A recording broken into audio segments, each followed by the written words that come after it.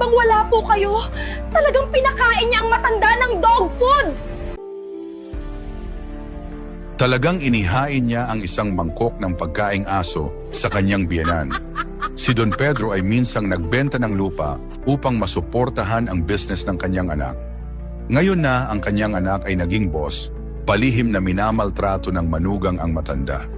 Para hindi masira ang pamilya ng kanyang anak, tiniis ng matanda ang lahat habang may luha sa kanyang mga mata. Pantaw, boss!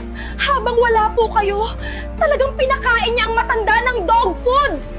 Ibinunyag ng isang mabait na babaeng manggagawa ang mapagkunwaring anyo ng manugang. Parang tinamaan ng kidlat ang anak at nagmadaling umuwi, lumuhod sa tabi ng kanyang ama at umiyak ng matindi. Anak, hindi ko sinabi sa iyo dahil ayokong kamuhian mo ang kahit sino. Matanda na ako at wala na akong inaasahan ngayon. Dad, ibinigay ninyo sa akin ang lahat. Hindi ko na kayo hahayaang mapahiya muli. Pinalayas niya ang kanyang asawa at isinama ang kanyang ama pauwi. Kaibigan, kapag ikaw ay pinahiya, huwag kang gumanti. Ang Diyos ang magdadala ng justice para sa iyo.